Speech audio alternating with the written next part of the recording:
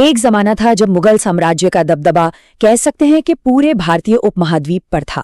लेकिन अपनी बुलंदी पर पहुंचने के बाद ये ताकतवर सल्तनत इतनी तेजी से बिखरी कि सब हैरान रह गए। तो आज हम इसी कहानी को परत दर परत समझेंगे कि आखिर कैसे एक महान राजवंश ताश के पत्तों की तरह ढह गए।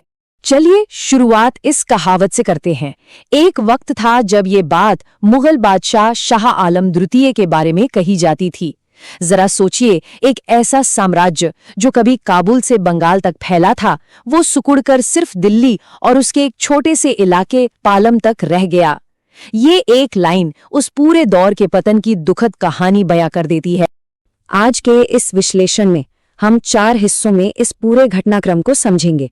सबसे पहले देखेंगे कि औरंगजेब के बाद दरारें कैसे पड़ी। फिर बात करेंगे कठपुतली बादशाहों और उन्हें नचाने वाले किंग मेकर्स की। इसके बाद देखेंगे कि साम्राज्य असल में बिखरा कैसे, और आखिर में कैसे ये महान शासक सिर्फ पेंशन लेने वाले बनकर रह गए। तो पहला हिस्सा, औरंगजेब के बाद दरारें दिखाई देने लगी। कहानी शुरू होती है साल 1707 से, जब ताकतवर और उतने ही विवादास्पद सम्राट औरंगजेब की मौत हुई। उनकी मौत ने एक ऐसा खालीपन पैदा कर दिया जिसे भरना लगभग नामुमकिन साबित हुआ। औरंगजेब के बाद गद्दी पर बैठे उनके 65 साल के बेटे बहादुर शाह प्रथम। अब दोनों में जमीन आसमान का फर्क था। जहां औरंगजेब की नीतियां बहुत सख्त थीं, वो लगातार जंग लड़ते रहे और सारी ताकत अपने हाथ में रखी, वहीं बहादुर शाह ने मेल मिलाप का रास्ता अपनाया। उन्होंने शांति बनाने की कोशिश तो की, लेकिन उनके दौर में प्रशासन पर पकड़ बहुत ढीली पड़ने लगी थी। हालांकि बहादुर शाह पढ़े लिखे थे, लेकिन उस दौर के इतिहासकारों ने उन्हें एक नाम दिया, शाह ए बेखबर, यानी एक ऐसा राजा जिसे अपने राजपाट की ही कोई खबर न हो। उनकी नरम नीतियों और बिगड़ते प्रशासन की वजह से लोगों को लगने लगा कि वो सल्तनत की असली समस्याओं पर ध्यान ही नहीं दे रहे हैं। नतीजा, शाही खजाना भी लगभग खाली हो चुका था। और ये लिस्ट देखिए, ये उस दौर की अस्थिरता को साफ साफ दिखाती है। बहादुर शाह के बाद कितनी तेजी से बादशाह बदले। जहांदार शाह, फर्रुखसियर, मोहम्मद शाह, एक के बाद एक कमजोर शासकों की लाइन लग गई, जिसने साम्राज्य की बची खुची नींव को भी खोखला कर दिया। तो अब आते हैं दूसरे हिस्से पर, कठपुतली बादशाह और किंग मेकर्स। ये वो दौर था जब बादशाह का पद बस नाम का रह गया था और असली ताकत दरबार के कुछ अमीरों के हाथ में आ गई थी। तो सवाल उठता है कि ये किंग मेकर्स या राज निर्माता थे कौन? असल में ये दरबार के वो ताकतवर सरदार थे जो अपने फायदे के लिए किसी को भी बादशाह की गद्दी पर बिठा देते थे और जब मन करता उसे उतार भी फेंकते थे। और इस खेल के सबसे बड़े खिलाड़ी थे सैयद बंधु, अब्दुल्ला खान और हुसैन अली खान। उनकी रणनीति बहुत साफ थी। वो गद्दी के किसी दावेदार को पकड़ते, उसे अपनी कठपुतली बनाकर बादशाह बना देते, खुद वजीर जैसे बड़े बड़े पद ले लेते और फिर पर्दे के पीछे से हुकूमत चलाते। और हाँ, अगर किसी बादशाह ने अपनी मर्जी चलाने की कोशिश की तो उसे रास्ते से ही हटा दिया जाता। फर्रुखसियर के साथ उन्होंने बिल्कुल यही किया था। उसे गद्दी पर बैठाया और जब उसने उनकी बात मानने से इनकार किया तो 1719 में उसकी हत्या करवा दी। अब हम कहानी के तीसरे और शायद सबसे विनाशकारी दौर में आ गए हैं, साम्राज्य का बिखरना। ये कहानी है मोहम्मद शाह के शासनकाल की।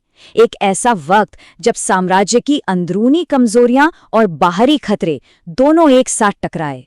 मोहम्मद शाह को रंगीला के नाम से जाना जाता था। क्यों? क्योंकि वो कला और मौज मस्ती में डूबे रहते थे। उन्होंने उर्दू को दरबारी भाषा बनाया, संगीत को खूब बढ़ावा दिया। ये सब तो ठीक था, लेकिन सिक्के का दूसरा पहलू ये था कि उन्होंने प्रशासन को पूरी तरह से नजरअंदाज कर दिया। हर तरफ भ्रष्टाचार और रिश्वतखोरी का बोलबाला था, और इसी का फायदा उठाकर हैदराबाद और अवध जैसे बड़े और अमीर सूबे साम्राज्य के हाथ से निकल गए। और फिर जब साम्राज्य अंदर से इतना खोखला हो चुका था, एक बाहरी तूफान ने दस्तक दी। ये था 1739 में ईरान के शासक नादिर शाह का हमला। करनाल की लड़ाई में नादिर शाह की फौज ने विशाल मुगल सेना को हराने में कितना वक्त लिया होगा? सिर्फ 3 घंटे। जी हाँ, सिर्फ 3 घंटे। ये मुगल फौज की ताकत के पतन का सबसे बड़ा और शर्मनाक सबूत था। इसके बाद नादिर शाह दिल्ली में घुसा और एक ही दिन में करीब 20 से 30 हजार आम शहरियों का कत्लेआम किया गया।